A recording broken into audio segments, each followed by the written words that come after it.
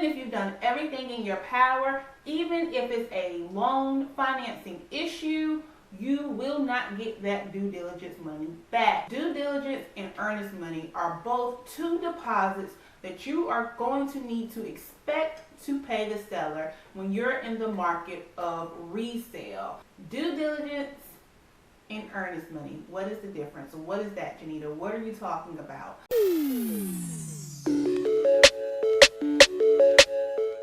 Hey guys, welcome back to my channel. If you're new, thank you for tuning in. My name is Jenita Rogers and I am a licensed realtor in North Carolina, powered by Coldwell Banker HBW, to be exact, Coldwell Banker, Howard Perry and Watson. Last week I came to you with 6 steps of the home buying process. 6 steps that you probably did not know, especially if you're in the market of buying a home, if you're buying real estate and you are shopping on Zillow or Trulia. You probably didn't know all that is involved in the home buying process, as far as the pre-approval, the due diligence period, home inspections, all that good stuff. The offer to purchase, it can be a lot. I told you last week that the steps are simple. The steps are the same for everybody, but of course the process differs because everyone's looking for something different, right? And everybody's journey is different, right? Today, I am going to explain to you the difference between due diligence and earnest money. Due diligence and earnest money. What is the difference? What is that, Jenita? What are you talking about? I've never heard these terms before. So, you've never heard the terms before. I get it. Due diligence and earnest money are both two deposits that you are going to need to expect to pay the seller when you're in the market of resale. New construction is a little bit different. So, I specifically say resale. When you are buying a home that has already been existent, when you are buying a home that someone else has already lived in, when you are looking to close a little bit quicker than waiting for a new home to be built. That is called resale. Okay, so what is due diligence? What is earnest money? Both due diligence and earnest money are two deposits that you need to be looking forward to putting down and paying the seller if you are in the market to purchase a resale home. Both of these deposits are going to the seller. However, due diligence is going to the seller, and it is pretty much paying the seller for the time that the home is off of the market. If your offer is accepted, remember we talked about the offer to purchase last week. If your offer is strong enough and the seller chooses your offer, then in that offer you have disclosed, or your agent has helped you come up with a deposit figure that is good enough for the seller to take their home off the market if the deal falls through. Yes, if the deal falls through. You got to remember that as your agent, we are advocating for you. But the seller has an advocate for them too. And the last thing that the seller wants is to give the home, or to take the home off the market for a strong offer, and then it fall through, and then they have to put the home back on the market again. So initially, you have put down your purchase price in your offer, as well as the amount of money you're willing to deposit to show how serious you are in getting that home. So your due diligence deposit is probably the most important deposit of the whole transaction. I'll get into earnest money a little bit later, but earnest money, you know, in my experience, is not a big deal. We really don't care. If they really don't care, nobody really cares. Everyone cares about the due diligence. And the reason why the due diligence is so important is because you will not get that money back, even on good faith.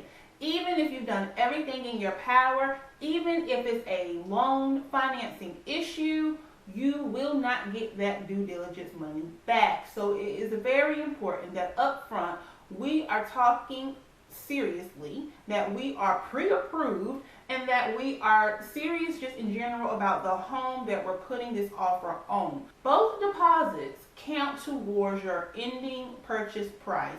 So if you are, and let's just do a small number here, if the home is $100,000 and you're going to pay $100,000, loan or cash, it doesn't matter. If you put down $1,000 due diligence, then just know that only $99,000 is due at closing. So yes, your deposits do count towards something. They do count towards the overall purchase price. But I'm letting you know, if you do not complete the transaction, that due diligence money does not come back to you at all. And that's why it is a huge number. That's why it's an important number. It doesn't have to be huge in terms of $1,000. The market really just depends on what you're going to put down. What you're willing to put down and what you're going to put down depends on the market that you're in. Again, in Raleigh, North Carolina, homes are flying off of the chart, honey. They are flying off the map. So sometimes we are seeing the due diligence numbers go up, because the buyers are wanting the sellers to know that they are serious about the home and they want that home. So it really depends on the market. Again, now coming out towards maybe Smithfield, North Carolina, more in the country, when the homes are still flying off the market but not as fast, maybe you could get away with a cheaper due diligence. Maybe you could get away. Let's see, and that's why you need an agent, because your agent is able to also see how many days that the home has been on the market. So, for instance, if you're going out toward the country and you're seeing a home for $180,000, it's been on the market for 10 days, you may be able to get away with a lower DD, a lower due diligence deposit, $750, $500. Really just depends on the market, the area, the neighborhood, the activity in that neighborhood, how fast the homes are selling, what they're selling for. That's going to be determining factor of how much you need to put down in due diligence. But what is due diligence? Due diligence is the money that you're paying the seller to show how serious you are in the process. You're paying them essentially for the time that they're taking the home off the market and losing out if you don't follow through with your end of the deal. And it is non-returnable, non-refundable. That's due diligence. Now, earnest money. Earnest money is a little bit different. Yes, it is going to the seller. It is showing how earnest you are. It is showing how serious you are in the buy of the home. But you will get earnest money back if the deal falls through. The earnest money doesn't go directly to the seller. It is actually held in escrow at an attorney's office, at a law firm. And again, it counts towards your overall purchase price. So if you put down $1,000 due diligence and $500 earnest money, then you do know or should know that $1,500 is going to be counted off of your purchase price. The difference again in an earnest money is that the seller doesn't get it directly. It is held in escrow at an attorney or a law office firm, and at the end of the due diligence period, if something should stop you from proceeding with the home, as long as the necessary paperwork is in order from your agent to the seller's agent, you will get that earnest money back. So that's really it for due diligence and earnest money. Super quick video compared to last week. I told you I'm going to be breaking all of these terms down, but that's earnest money and due diligence.